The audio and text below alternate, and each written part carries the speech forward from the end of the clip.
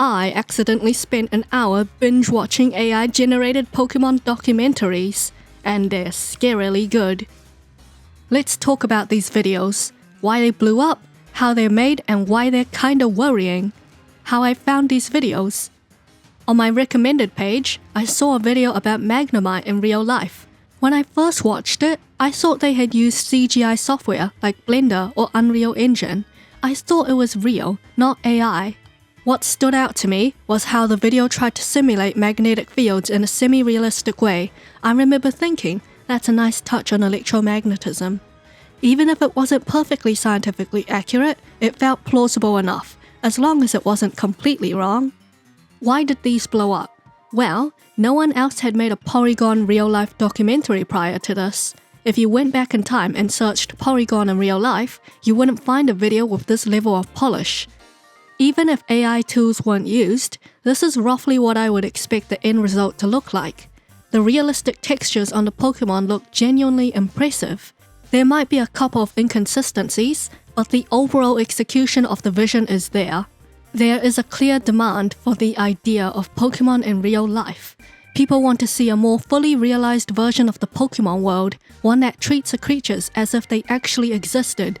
Pokémon is a franchise with enormous, untapped potential, yet there's surprisingly little high-quality content that explores what that world might realistically look like. That gap between demand and supply, that scarcity, makes any well-executed attempt immediately stand out. This is a profitable niche on YouTube. I started seeing people frame it like this: insane niche leak you can copy right now, Pokémon Geographic. And honestly, the numbers back it up. The channel exploded fast. In just 3 weeks, Pokémon Geographic has garnered over 2.5 million views, all from AI-generated videos. It's completely faceless and scalable. I've even seen claims like, current videos are only 3 minutes long. That's the biggest opportunity. If these were 8 to 10 minute videos, revenue would jump massively. This niche can easily make $7,100 to $13,000 per month just from ads.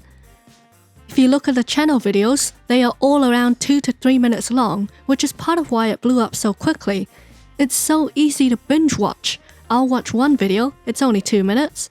I'll watch another video, it's only 3 minutes. And before you know it, you've spent an hour binge watching their whole catalog. Sure, 8 to 10 minute videos might generate more revenue per video, but channel growth would almost certainly be slower. It's far easier to convince randos to watch a 2 to 3 minute video than to commit to something longer. How are they making these videos? They're using AI. Which AI? From the comments I've read, they're using tools like Veil 3.1. And to be fair, it's not that easy. This is high quality AI slop. Personal opinion. This might be an unpopular take, but some of these AI videos are genuinely better than the handmade ones. Think about it. If you have a vision and want to make realistic 3D Pokémon documentary the traditional way without using AI, you would be set back by technical difficulties. Sorry, you need 5 years of Blender experience. It's a shame you didn't go to animation school. Should have worked in the animation industry to get experience, then maybe you can try. Your vision can be mired from technical shortcomings. This niche of Pokémon real-life documentaries has always been gated behind extremely high skill hurdles. AI lowers that barrier by removing the need to master animation software just to express an idea. My biggest fear with AI is that it makes you replaceable. I'm generally anti-AI, but when I watch these videos, I start to understand why people say AI is the future. If you can't beat them, join them. It's way more efficient. You can pump out high-quality content faster and have less overworked humans. But at the same time, I'm scared of being overly reliant on AI, to the point that people use AI to do all the thinking for them. If AI can do the work, why would companies hire you? Businesses are constantly trying to cut costs. If your job is just using AI, why would they pay you to do that when they can use AI themselves without paying wages at all? One of the biggest questions companies ask when hiring is, can we afford you? Who's the cheapest option? The job market is so bad here, there are no jobs because businesses are realizing they can still operate with fewer employees. Concluding remarks. So yeah, I hate watch these Pokemon AI documentaries, but I can't deny how effective they are.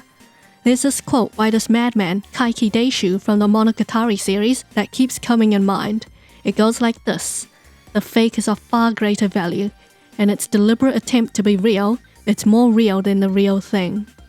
And honestly, even if those videos are AI slop, they're often higher quality than most humans-made slop on YouTube. So I leave you with this question: would you rather watch flawed human work or polished AI content? Let me know what you think. If you enjoyed this video, like and subscribe, and I'll see you in the next one.